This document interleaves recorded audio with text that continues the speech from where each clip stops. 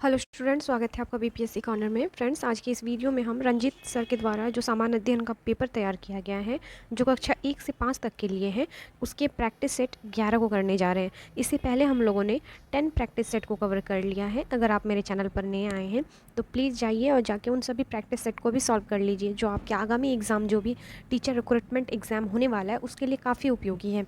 इसके अलावा मेरे चैनल पर प्रीवियस ईयर के क्वेश्चंस भी आपको मिल जाएंगे, प्लस कई पब्लिकेशन के भी आपको जो है टेस्ट सीरीज मिल जाएंगे। तो फ्रेंड्स, बिना देरी किए हुए शुरू करते हैं आज का वीडियो। और शुरू करने से पहले फ्रेंड्स, प्लीज़ सपोर्ट करने के लिए लाइक, शेयर और सब्सक्राइब कर दीजिए। और देखते हैं आज के महत्वपूर्ण सवालों को। आज का पहला सवाल है, यहूदियों के धार्मिक अध्याय को कहते हैं। तो इसका जो राइट आंसर हो जाएगा वह हो जाएगा ऑप्शन बी, मूसा संहिता या तोरह, जिसको कहा जाता है यहूदियों के धार्मिक अध्याय को कहा जाता है। तो ऑप्शन बी इसका राइट आंसर हो जाएगा। नेक्स्ट देख लीजिए अगले सवाल। अगला सवाल है हमारा, ए गैलरी ऑफ रास्कल्स पुस्तक के लेखक कौन है। तो इसके जो लेखक हैं रस्किन बॉन्ड हैं। ऑप्शन बी इसका राइट आंसर हो जाएगा। नेक्स्ट देख लीजिए अगले सवाल को। हमारा अगला सवाल है, मुकुंद पद्मनाभन के बाद समाचार पत्र दी हिंदू के संपादक कौन है। तो इनके बाद जो संपादक बने वह बने थे सुरेश नामबत। ऑप्शन सी इसका राइट आंसर हो जाएगा। नेक्स्ट देख लेते हैं अगले सवाल को। हमारा अगला सवाल है, बिहार दिवस का क्या महत्व है जो हर साल 22 मार्च को मनाया जाता है। तो काफ़ी इंपॉर्टेंट क्वेश्चन है फ्रेंड्स, क्योंकि बिहार से रिलेट कर रहा है। तो इसका जो राइट आंसर हो जाएगा ऑप्शन सी इसका राइट आंसर हो जाएगा। 1912 में बिहार के बंगाल प्रेसिडेंसी से अलग होने को याद करने के लिए जो है प्रत्येक वर्ष 22 मार्च के दिन हम बिहार दिवस को मनाते हैं। और 1 अप्रैल 1912 को बंगाल से बिहार को अलग कर दिया गया था। और बंगाल से बिहार को अलग करने की घोषणा जो है 12 दिसंबर 1911 को की गई थी। नेक्स्ट देख लेते हैं अगले सवाल को। हमारा अगला सवाल है, गंधार कला किस शाखा के अंतर्गत अस्तित्व में आई। तो यह जो अस्तित्व में आई थी, ऑप्शन बी महायान शाखा के अंतर्गत। ऑप्शन बी इसका राइट आंसर हो जाएगा। और गंधार कला का जो विकास हुआ वह कुषाण शासक थे उसके शासनकाल के जो है अंतर्गत आया था। और गंधार शैली के अंतर्गत सबसे पहले भगवान बुद्ध की मूर्तियाँ का निर्माण किया गया। और इस शैली के अंतर्गत बुद्ध की मूर्तियों का संबंध महायान शाखा से है, जिससे भगवान बुद्ध को जो है भगवान मानकर इसकी पूजा की जाती है। कुछ इंपॉर्टेंट फैक्ट है फ्रेंड्स, याद रखिएगा। नेक्स्ट देख लेते हैं हम अगले सवाल को। निम्नलिखित में कौन सा जोड़ा गलत है। तो हमें इसका जो गलत जोड़ा को पहचानना है।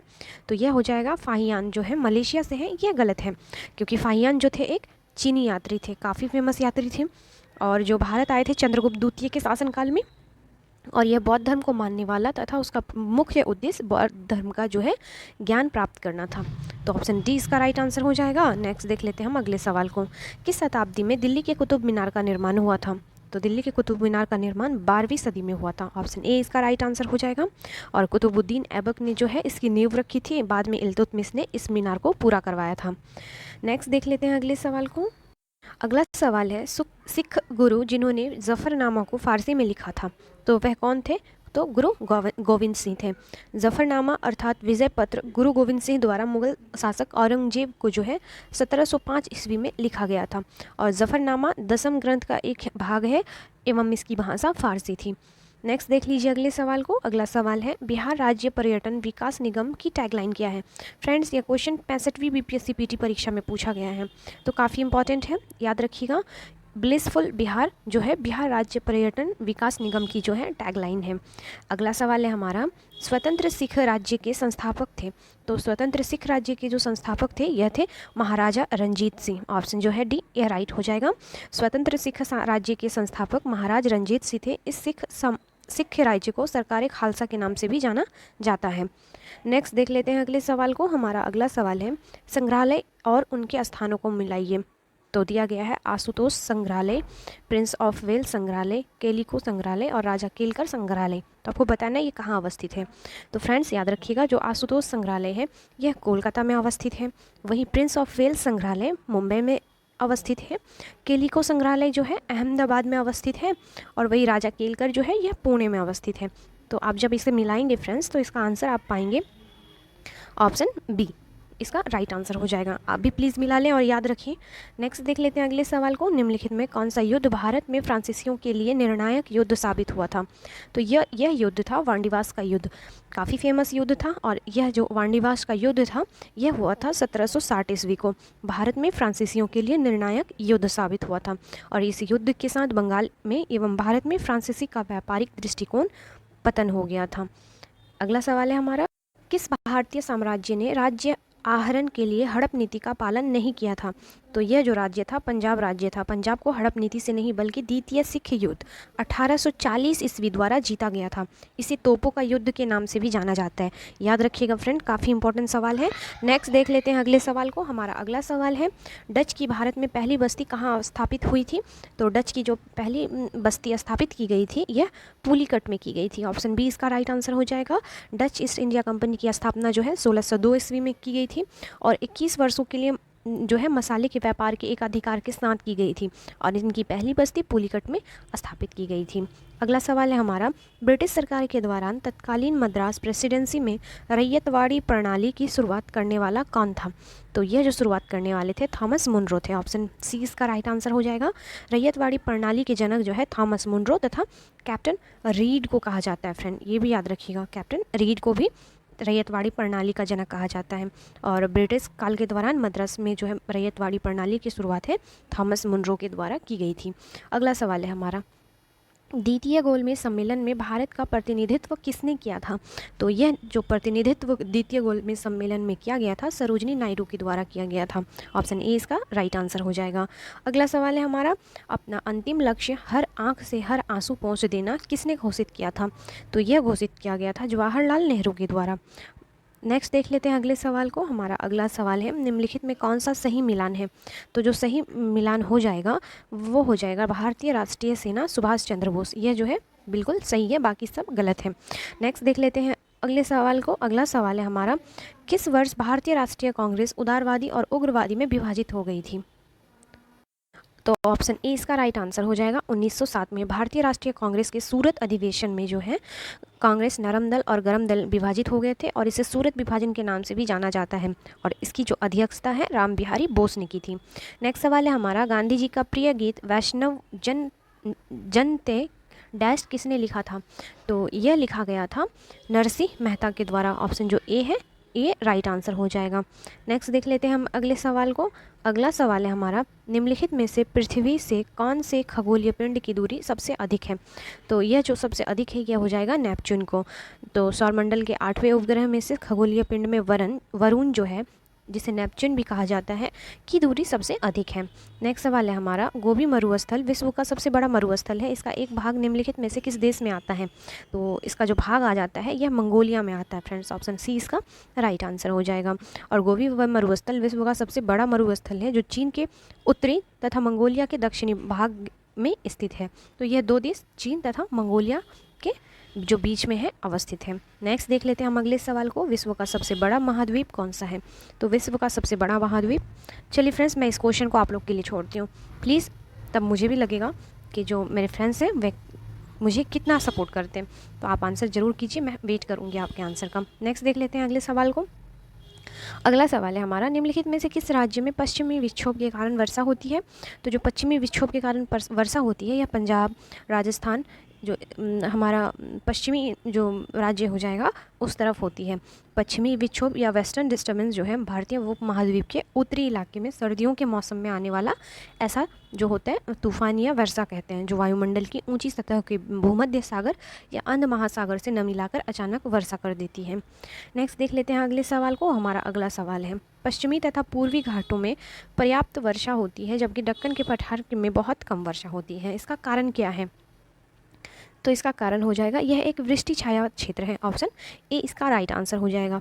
याद रखिएगा, किसी भी पर्वत श्रेणी के पवन विमुख ढाल पर स्थित क्षेत्र जहां औसत वर्षा अपेक्षाकृत अल्प होती है, पर्वत श्रेणी के जो पवन भिमुख ढाल पर आर्द्र हवाएं ऊपर उठती हैं और ये हवाएं पर्वत श्रेणी को पार करके पवन के विमुख ढाल के नीचे उतरती हैं और यहाँ पर गर्म और शुष्क हो जाती है, जिससे कम वर्षा होती है। नेक्स्ट देख लेते हैं हम अगले सवाल को। हमारा अगला सवाल है, नाथपा झाकरी विद्युत परियोजना कहाँ स्थित है? तो यह विद्युत परियोजना अवस्थित है हिमाचल प्रदेश में। ऑप्शन सी इसका राइट आंसर हो जाएगा। नाथपा झाकरी जो है विद्युत परियोजना हिमाचल प्रदेश का परियोजना है और इसकी जो विद्युत उत्पादन क्षमता है 1500 मेगावाट है, याद रखिएगा। नेक्स्ट देख लेते हैं हम अगले सवाल को। टिहरी बांध का निर्माण किस नदी पर किया गया? तो यह किया गया है भागीरथी नदी पर और यह भारत का सबसे ऊंचा बांध है। नेक्स्ट देख लेते हैं अगले सवाल को। अगला सवाल है, निम्नलिखित में कौन सी नहर पश्चिम बंगाल में स्थित है? तो पश्चिम बंगाल में जो अवस्थित है यह हो जाएगा एडेन नहर। ऑप्शन सी इसका राइट आंसर हो जाएगा, जो है कि प्रायद्वीप नदी दामोदर से निकाली गई है। सवाल है, टिहरी बांध को पानी किस नदी से मिलता है? फ्रेंड घुमा फिरा के वही क्वेश्चन पूछा है जो अभी हम लोगों ने सॉल्व किया।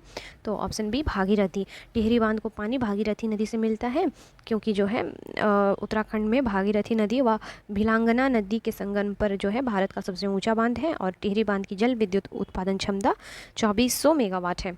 अगला सवाल है हमारा, सबसे विशाल चिनाई बांध का निर्माण किस नदी पर हुआ है? तो चिनाई बांध का जो निर्माण हुआ है यह किया गया है महानदी पर। ऑप्शन डी इसका राइट आंसर हो जाएगा।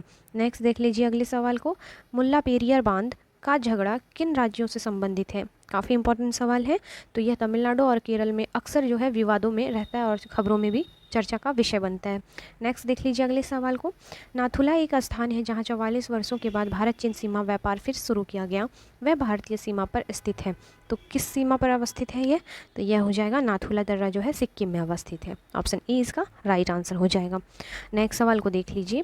केरल की मौन घाटी में क्या है? तो इसका जो राइट आंसर हो जाएगा पादपों तथा प्राणियों की दुर्लभ जातियाँ पाई जाती हैं केरल की मौन घाटी में।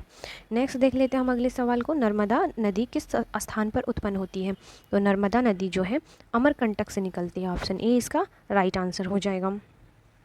अगला सवाल है, अलमाटी या अलमाती बांध किस नदी पर बना है? तो यह जो बांध का निर्माण किया गया है कृष्णा नदी पर किया गया है। अगला सवाल है, एक बाजार अर्थव्यवस्था वह है जो, तो यह क्या हो जाएगा? सरकारी नियंत्रण से मुक्त है। नेक्स्ट सवाल है हमारा, विकासशील देशों में ऐसे लोग जो लघु स्तर गहन श्रम से संबंधित हैं, तो इसे हम जो कहते हैं प्राथमिक क्षेत्र कहते हैं। ऑप्शन बी जो हो जाएगा इसका राइट आंसर हो जाएगा। अगला सवाल है हमारा, इनमें से कौन सा एक विकासात्मक व्यय है? तो विकासात्मक व्यय है जिसके द्वारा देश का सामाजिक व आर्थिक विकास किया जा सके और सिंचाई इसका एक अच्छा उदाहरण है। तो ऑप्शन ए इसका राइट आंसर हो जाएगा। नेक्स्ट देख लेते हैं अगले सवाल को। गैर आकलित धन अनअकाउंट मनी को उपयोगी उद्देश्य हेतु प्रवाहित करने के लिए सरकार ने किस स्कीम को प्रस्तावित किया है? तो यह जो स्कीम है यह हो जाएगा विशेष वाहक bond, special barrier bond. Option A इसका राइट आंसर है। नेक्स्ट सवाल है हमारा, सस्ती मुद्रा या चीप मनी से आशय है? तो चीप मनी से जो आशय है यह है कम ब्याज दर। ऑप्शन ए इसका राइट आंसर हो जाएगा। नेक्स्ट सवाल है हमारा, निम्नलिखित में कौन सा विषय हमारे संविधान की समवर्ती सूची में शामिल नहीं है? तो जो शामिल नहीं है वह हो जाएगा शेयर बाजार और वायदा बाजार, हमारे जो है संविधान की समवर्ती सूची में शामिल नहीं किया गया है। नेक्स्ट सवाल है, निम्न में से कौन सा विषय राज्य सूची के अंतर्गत आता है? तो जो राज्य सूची के अंतर्गत आता है विषय यह हो जाएगा ऑप्शन ए कृषि। कृषि जो है राज्य सूची का विषय है। नेक्स्ट सवाल है हमारा, निम्न में कौन सा संघ सूची में शामिल नहीं है? तो जो शामिल नहीं है वह हो जाएगा मजदूर संघ। नेक्स्ट सवाल है हमारा, भारतीय संविधान की 7वीं अनुसूची किससे संबंधित है? तो यह संबंधित है केंद्र व राज्यों के बीच शक्तियों का बंटवारा से संबंधित है भारतीय संविधान की 7वीं अनुसूची। नेक्स्ट सवाल है हमारा, निम्न में कौन सा धर्मनिरपेक्ष राज्य का उदाहरण है? तो धर्मनिरपेक्ष राज्य का जो उदाहरण हो जाएगा वह हो जाएगा राज्य का अपना कोई धर्म नहीं होगा, यह इसका जो हो जाएगा उदाहरण हो जाएगा। धर्मनिरपेक्ष शब्द को जो है 42वें संविधान संशोधन द्वारा प्रस्तावना में जोड़ा गया और धर्मनिरपेक्ष राज्य से तात्पर्य ऐसे राज्य से है जो किसी भी धर्म विशेष को राजधर्म के रूप में मान्यता प्रदान नहीं करता है, बल्कि वह सभी धर्मों को समान भाव से संरक्षण प्रदान करता है। धर्मनिरपेक्ष राज्य में धर्म एक व्यक्तिगत विषय माना जाता है। नेक्स्ट देख लेते हैं हम अगले सवाल को। इंपॉर्टेंट क्वेश्चन है, विश्व का पहला ऊंट अस्पताल किस शहर में खोला गया? ये करंट कई बार एग्जाम में पूछा जा चुका है। तो यह जो है दुबई में खोला गया है। ऑप्शन डी इसका राइट आंसर हो जाएगा। नेक्स्ट सवाल है हमारा, निम्नलिखित में से कौन सा विषय समवर्ती सूची में शामिल है? तो यह हो जाएगा व्यापार संघ। अगला सवाल है हमारा, भारतीय संविधान की 7वीं अनुसूची में वर्णित विकलांग और बेरोजगारों को राहत सूची का विषय है। तो यह जो विषय है राज्य का विषय है। विकलांग और बेरोजगारों को राहत का विषय राज्य सूची के अंतर्गत आता है, जिस पर राज्य सरकार कानून जो है बना सकती है। अगला सवाल है हमारा, भारतीय संविधान की 7वीं अनुसूची में वर्णित शोधन, अक्षमता और दिवाला सूची का विषय है।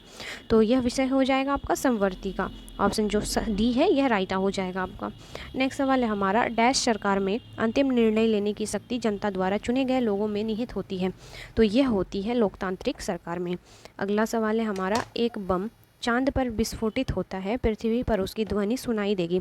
तो यह जो सुनाई देगी, विस्फोट की ध्वनि सुनाई जो है नहीं देगी। ऑप्शन डी इसका राइट आंसर हो जाएगा। चांद पर होने वाला विस्फोट हमें सुनाई नहीं देगा, क्योंकि ध्वनि को संचारित करने के लिए माध्यम की आवश्यकता होती है, तथा चांद पर जो होता है निर्वात होता है, यानी हवा वहाँ पे मौजूद नहीं होता है। नेक्स्ट देख लेते हैं हम अगले सवाल को। किसी आदर्श गैस के कणों की औसत गतिज ऊर्जा समानुपाती है। तो यह जो समानुपाती हो जाएगा, यह हो जाएगा ऑप्शन सी गैस के विशुद्ध तापमान के। नेक्स्ट सवाल है हमारा, एक गोला समान ऊंचाई से दो भिन्न अवनत सतहों पर भिन्न कोनों से लुढ़कते हुए नीचे ओर आती है। तो यह ऐसा करता है, तो क्या करता है ये? तो यह समान गति के साथ नीचे आ जाएगा, क्योंकि यह जो कह रहा है कि गोला जो है समान ऊंचाई से फेंकी जा रही है। तो इसका आंसर हो जाएगा ऑप्शन बी, समान गति से। ऑप्शन जो है बी इसका राइट आंसर हो जाएगा। गोले का वेग अवनत तल, सतह की ऊंचाई तथा गुरुत्वाकर्षण के कारण उत्पन्न त्वरण पर आधारित होता है। अगला सवाल है हमारा, निम्न में किसमें हाइड्रोजन बंध उपस्थित नहीं होता है? तो हाइड्रोजन बंध जो उपस्थित नहीं होता है यह होता है मीथेन में, CH4। ऑप्शन जो ए है इसका राइट आंसर हो जाएगा। नेक्स्ट सवाल है, निम्न में किसका आयनन विभव सबसे कम होगा? तो आयनन विभव जो है सबसे ज़्यादा सी का कम होगा, CS का, क्योंकि जो होता है सीजियम परमाणु में बाह्यतम कक्षा का इलेक्ट्रॉन नाभिक से जो है सबसे दूर स्थापित होता है। नेक्स्ट सवाल है हमारा, आधुनिक आवर्त सारणी में निम्न में किसका स्थान उचित रूप से व्यवस्थित नहीं है? तो जो व्यवस्थित नहीं है यह हो जाएगा अंतः संक्रमण तत्व। Option B. यदि हम आधुनिक आवर्त सारणी को देखें तो पाएंगे कि अंतः संक्रमण तत्व आवर्त सारणी की मुख्य संरचना का हिस्सा ना होकर आवर्त सारणी में नीचे की ओर व्यवस्थित होते हैं। अगला सवाल है हमारा, युग्मन या कपलिंग तथा विकर्षण, रिपल्शन, ये दोनों किसकी अवस्थाएं हैं? तो यह अवस्थाएं हैं लिंकेज की। ऑप्शन जो ए है इसका राइट आंसर हो जाएगा। नेक्स्ट सवाल है हमारा, आरएनए में थाइमिन के स्थान पर क्या उपस्थित होता है? तो आरएनए में थाइमिन के स्थान पर जो होता है यूरेसिन उपस्थित होता है। ऑप्शन सी इसका राइट आंसर हो जाएगा। नेक्स्ट देख लेते हैं अगले सवाल को, कौन चिकित्सा के जनक माने जाते हैं? तो चिकित्सा के जो जनक हो जाएंगे हिप्पोक्रेटस हो जाएंगे। ऑप्शन जो बी है वह राइट आंसर हो जाएगा। हिप्पोक्रेटस ग्रीक शरीर विज्ञानी थे जिन्हें चिकित्सा का जनक कहा जाता है, और हिप्पोक्रेटस ने जो है सर्वप्रथम बीमारियों को उनके लक्षणों के आधार पर वर्गीकृत किया था। नेक्स्ट देख लेते हैं हम अगले सवाल को, थाइमस ग्रंथि से स्रावित हार्मोन का क्या नाम है? तो थाइमस ग्रंथि से स्रावित होने वाले हार्मोन को जो कहा जाता है इसे हम थाइमोसिन कहते हैं। ऑप्शन डी एक राइट आंसर हो जाएगा। थाइमस एक अंतःस्रावी ग्रंथि है जो थाइमोसिन नामक हार्मोन का स्राव करती है। नेक्स्ट देख लीजिए अगले सवाल को, ब्रिटिश सरकार और महात्मा गांधी के मध्य 1932 में हस्ताक्षरित पूना समझौता में प्रावधान था। तो इसका जो प्रावधान हो जाएगा कि भारत के लिए डोमिनियन स्थिति बनाए जाने का, मुसलमानों के लिए पृथक निर्वाचन क्षेत्र का, हरिजनों के लिए पृथक निर्वाचन क्षेत्र का, या फिर हरिजनों के लिए आरक्षण सहित संयुक्त निर्वाचन क्षेत्र का। तो ऑप्शन डी जो हो जाएगा इसका राइट आंसर हो जाएगा। नेक्स्ट सवाल है हमारा, बिहार के लौंगी भुइया जिसे दूसरा माउंटेन मैन भी कहा जाता है किस जिले में है? तो यह जो है गया में अवस्थित है। बिहार के गया जिले में लौंगी भुइया नामक एक किसान ने जो है 30 वर्ष की कड़ी मेहनत के बाद 3 किलोमीटर लंबी नहर का निर्माण किया गया, और उसे हम दूसरा माउंटेन मैन कहते हैं। और पहला कौन होगा? तो मांझी। सवाल है, बिहार के कर्नाट वंश के शासक हरि सिंह देव को पराजित करने वाला सुल्तान कौन था? तो यह जो सुल्तान थे गयासुद्दीन तुगलक। ऑप्शन बी इसका राइट आंसर हो जाएगा। नेक्स्ट सवाल है हमारा, सूची 1 को सूची 2 से मिलाना है और सही उत्तर का हमें चयन करना है। तो फ्रेंड्स सूरत विभाजन को मिलाना है, सांप्रदायिक अधिनिर्णय, सर्वदलीय सम्मेलन तथा पूर्ण स्वराज्य का संकल्प। तो फ्रेंड्स जब आप मिलाएंगे तो सूरत विभाजन नो डाउट सबको पता होगा 1907 ईस्वी को घटित हुआ था। सांप्रदायिक अधिनिर्णय की घोषणा 1932 को रैमजे मैकडोनाल्ड के द्वारा किया गया था। सर्वदलीय सम्मेलन जो हुआ था यह 1928 में किया गया था। वहीं पूर्ण स्वराज की संकल्पना पंडित जवाहरलाल नेहरू के द्वारा जो है 1929 ईस्वी को लिया गया था। तो फ्रेंड्स इसके अकॉर्डिंग हमारा आंसर क्या आ जाएगा? Option B. प्लीज़ आप भी ट्राई कीजिएगा। नेक्स्ट देख लेते हैं अगले सवाल को। अगला सवाल है बिहार के क्षेत्र में सर्वप्रथम कौन आए थे? तो पुर्तगाली का आगमन हुआ था। नो डाउट भारत में भी पहले ये आए थे और बिहार राज्य में भी सबसे पहले पुर्तगाली आए थे। नेक्स्ट देख लेते हैं। और फ्रेंड पुर्तगालियों ने जो है बंगाल में हुगली के तट पर जो है हुगली नदी पर अपनी पहली व्यापारिक कोठी बनाई थी और ये लोग जो है लोग चीनी मिट्टी बर्तन तथा मसाले अपने साथ ले जाते थे। नेक्स्ट देख लीजिए अगले सवाल को। निम्नलिखित घटनाओं का सही अनुक्रम क्या है? तो सही अनुक्रम बताना है हमें। तो जो सबसे पहले हो जाएगा, सबसे पहले जो घटना है कामागाटा मारू जो है, यह जो प्रसंग है यह हो जाएगा जो 1914 ईस्वी को घटा था। वहीं जो महात्मा गांधी का भारत आगमन यह हुआ था 1915 ईस्वी को। उसके बाद तिलक का होम रूल आंदोलन यह हुआ था ऑप्शन 1916 को। देन हमारा आंसर क्या हो जाएगा? 1914, 15, 16। तो 2, 3, 1 हो जाएगा इसका आंसर। देख लीजिए कहाँ पर कौन से ऑप्शन पे है। तो ऑप्शन डी इसका राइट आंसर हो जाएगा, 2, 3, 1। नेक्स्ट सवाल है हमारा भारत की स्वाधीनता के समय महात्मा गांधी जो थे कांग्रेस के सदस्य नहीं थे। ऑप्शन बी इसका राइट आंसर हो जाएगा। अगला सवाल है हमारा जब 1946 ईस्वी में भारतीय मुस्लिम लीग को अंतरिम सरकार में सम्मिलित किया गया तब लियाकत अली खां को जो विभाग दिया गया था वह था। तो लियाकत अली खान के पास 1946 में कौन सा विभाग था? तो यह था वित्त विभाग। ऑप्शन सी इसका राइट आंसर हो जाएगा। अगला सवाल है सूची 1 को सूची 2 से मिलाना है और सही उत्तर का हमें चयन करना है। तो एक तरफ घटना है तो दूसरी तरफ उसका परिणाम दिया गया है। तो जब आप मैच करेंगे तो हो जाएगा मार्ले मिंटो जो है या मिंटो मार्ले सुधार किससे संबंधित है? तो सांप्रदायिक निर्वाचन क्षेत्र से संबंधित है। साइमन कमीशन जो है यह हुआ था देशव्यापी आंदोलन इसके कारण हुआ था जो कि जो है 1927 को घटित हुआ था। मार्ले मिंटो सुधार जो हुआ था वह 1909 को हुआ था, याद रखिएगा। चौरी चौरा घटना जो हुआ था फेमस यह हुआ था 1922 ईस्वी को। और कहाँ हुआ था? तो यह हुआ था असहयोग आंदोलन वापस लिए जाने के कारण, तो 2 हो जाएगा। वही दांडी मार्च जो हुआ था यह नमक कानून का जो है उल्लंघन किया गया था। तो इसका आंसर हो जाएगा 5। और दांडी मार्च जो है 1930 को किया गया था। तो जब आप इसको मिलाएंगे तो इसका आंसर आ जाएगा आपका ऑप्शन डी। नेक्स्ट देख लेते हैं हम अगले सवाल को। फिर से सूची को मिलाना है आपको। तो बटलर समिति की रिपोर्ट किससे संबंधित है? और जब आप इसको मिलाएंगे तब आप पाएंगे बटलर समिति जो है यह है भारतीय राज्यों और जो है सर्वोच्च शक्ति के बीच का संबंध है। तो भारतीय राज्यों और सर्वोच्च शक्ति, ये इसका आंसर हो जाएगा। हार्टोंग समिति की रिपोर्ट जो है यह संबंधित है, यह जो संबंधित हो जाएगा ब्रिटिश भारत में शिक्षा की अभिवृद्धि और प्रगति की संभावनाएं। तो यह इसका 3 आंसर हो जाएगा। वहीं हंटर जांच आयोग जो हो जाएगा जालियांवाला बाग से हो जाएगा। वहीं मोडी मैन समिति की जो हो जाएगा यह हो जाएगा ब्रिटिश भारत में जो है सॉरी फ्रेंड्स, यह हो जाएगा मॉन्टेग्यू चेम्सफोर्ड सुधार से।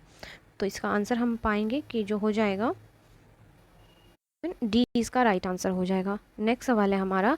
अगला भी सवाल है सूची 1 को सूची 2 से मिलाना है। एक तरफ राष्ट्रीय उद्यान या अभयारण्य दिया गया है, दूसरी तरफ उसका जो है राज्य या जिला दिया गया है। तो जब आप मिलाएंगे तो राष्ट्रीय मरु उद्यान जो है यह जैसलमेर में अवस्थित है, जैसलमेर में। वही ताल छापर जो है यह अवस्थित है चूरू में। वहीं फुलवारी किनाल यह अवस्थित है उदयपुर में। और जो बांध बारेठा है यह भरतपुर में। देन हमारा आंसर आ जाएगा ऑप्शन ए इसका राइट हो जाएगा। नेक्स्ट देख लेते हैं अगले सवाल को।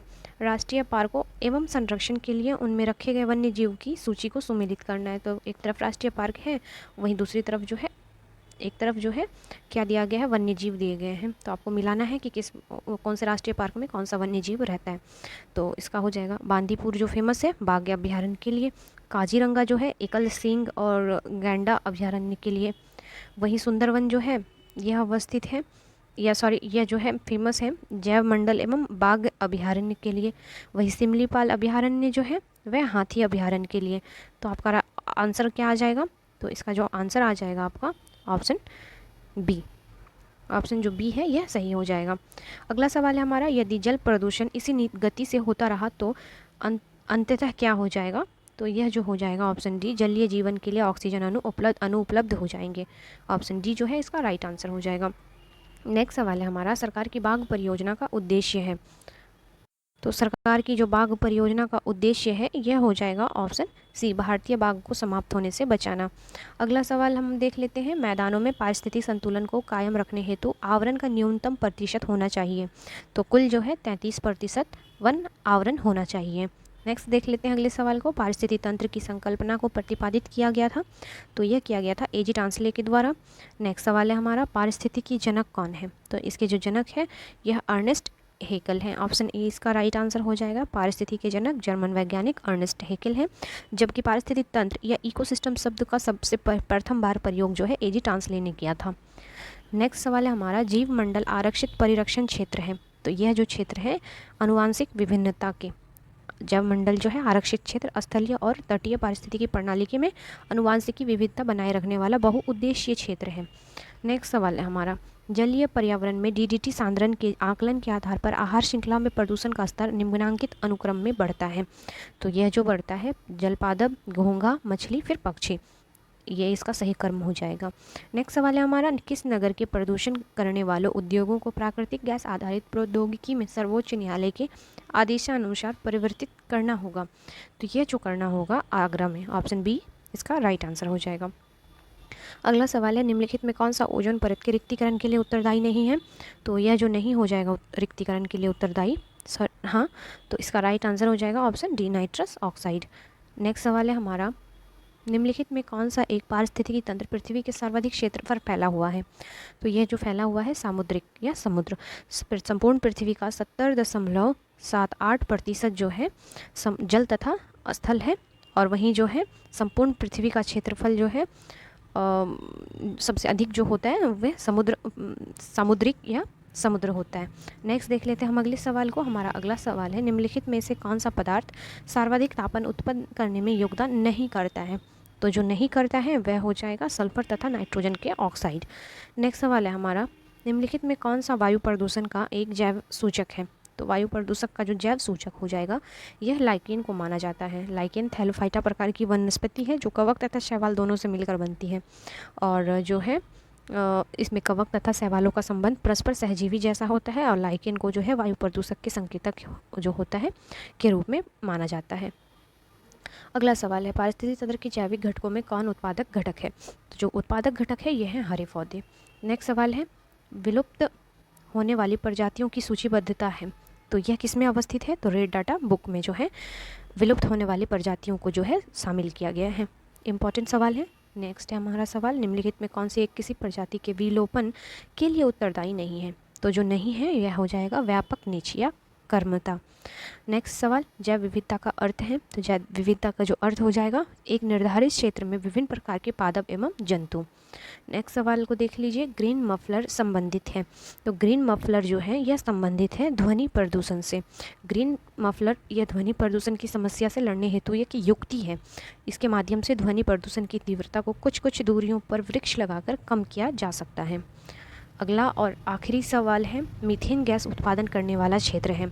तो जो मीथेन जो उत्पादन करने वाला जो क्षेत्र है यह हो जाएगा धान का खेत। ऑप्शन बी, क्योंकि जो है धान के खेत में जो है कोयले की खदानें एवं जो घरेलू पशु वातावरण में उत्सर्जन में के मानवीय स्रोत होते हैं यह मीथेन गैस उत्पादन करने के लिए उत्तरदायी होते हैं, और जो इसके कारण होता है हरितगृह प्रभाव में वृद्धि होती है। तो फ्रेंड, वीडियो कैसा लगा, सवाल कैसे लगे, क्वेश्चंस के लेवल कैसे हैं, प्लीज़ फीडबैक दिया कीजिए, और फ्रेंड्स प्लीज़ सपोर्ट के लिए मोर शेयर किया कीजिए। मिलते हैं नेक्स्ट वीडियो में, तब तक के लिए थैंक यू।